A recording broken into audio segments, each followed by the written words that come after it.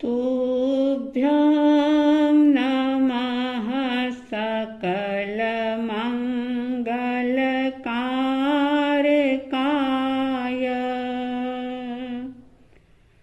तुभ्यं नमः सकलनिवृत्तिदायकाय। तुभ्यं नमः सकलकर्म विनाशकाय। तुभ्यं नमः सकलतत्त्व निरूपकाय। तुभ्यं नमः सकलतत्त्व निरूपकाय।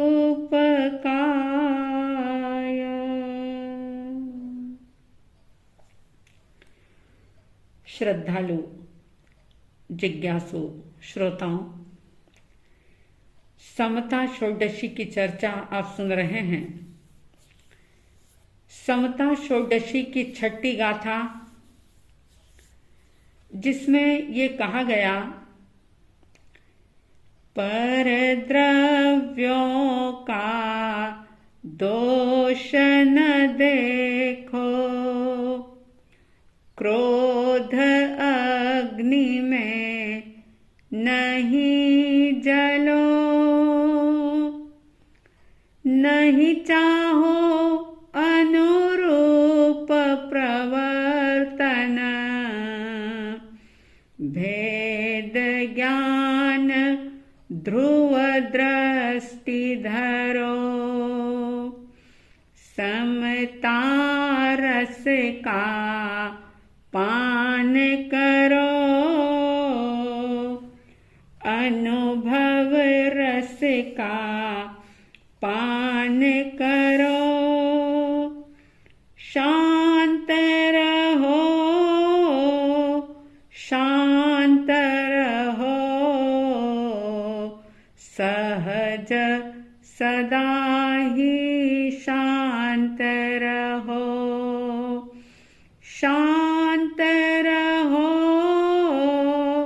शांत रहो,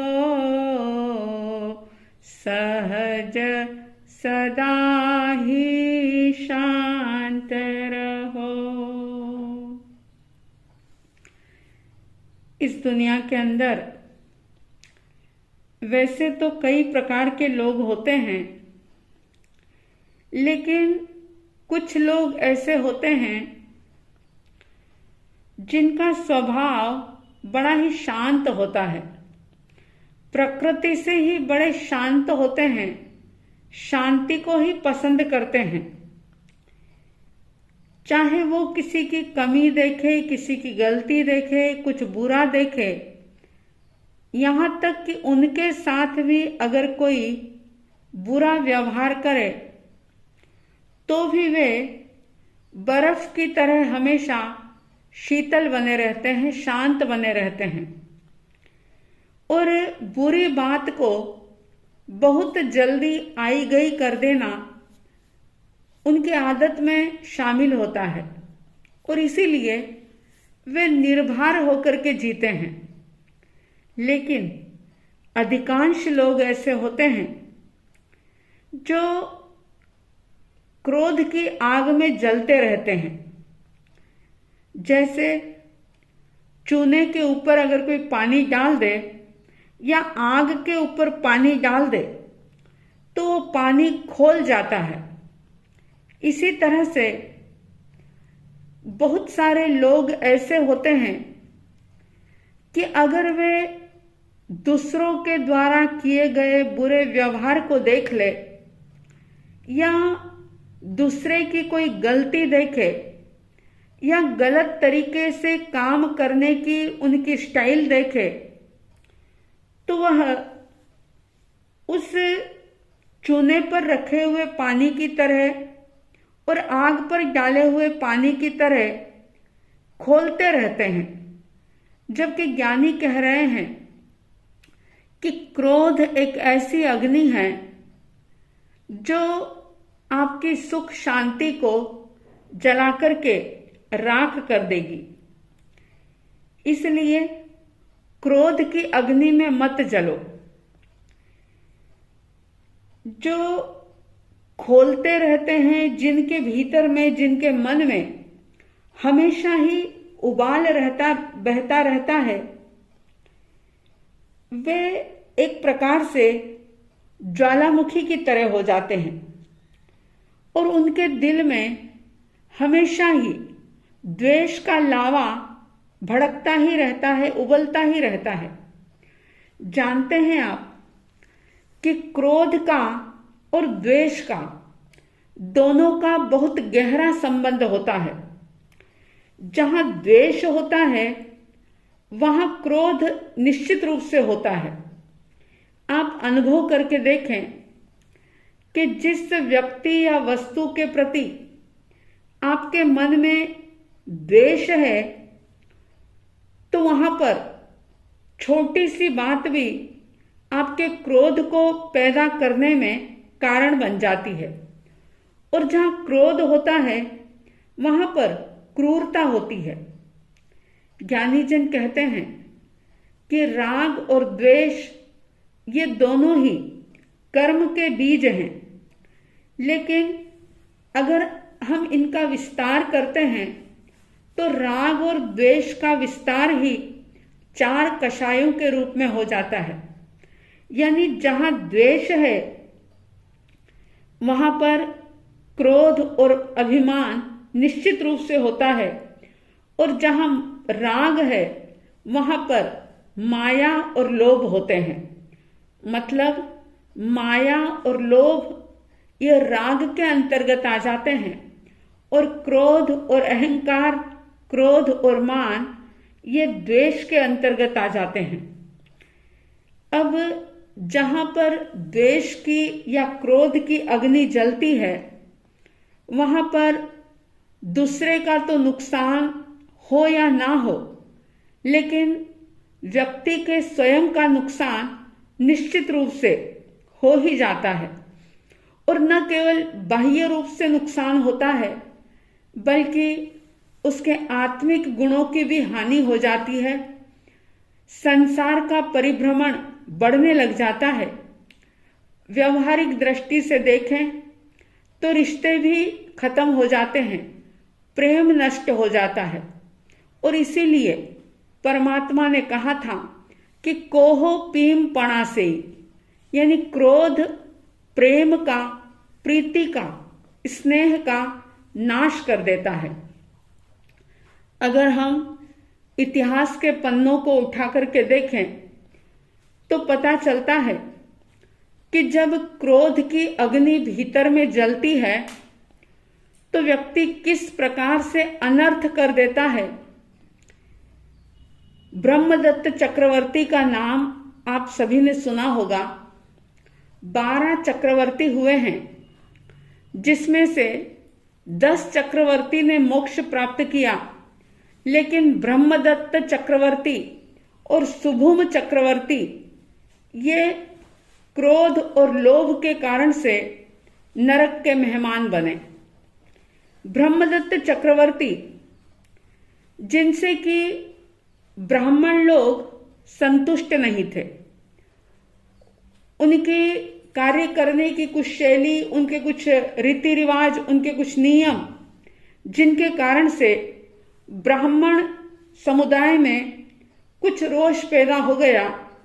कुछ ब्राह्मण उनसे असंतुष्ट हो गए, और उन्हीं असंतुष्ट ब्राह्मणों में एक ब्राह्मण के मन में इतना ज्यादा द्वेष जागा ब्रह्मदत्त चक्रवर्ती के प्रति, ऐसा क्रोध का लावा उबला, इतना गुस्सा आया उसे ब्रह्मदत्त चक्रवर्ती के ऊपर कि वह उनको मारने की साजिश कर लेता है, लेकिन मार तो नहीं पाया। उसने क्या किया कि एक कुशल जो बाण चलाने वाला था उसको अपने फेवर में लिया और ब्रह्मदत्त चक्रवर्ती की आंखें फुड़वा दी। अब ब्रह्मदत्त चक्रवर्ती की आंखें फूट जाती है।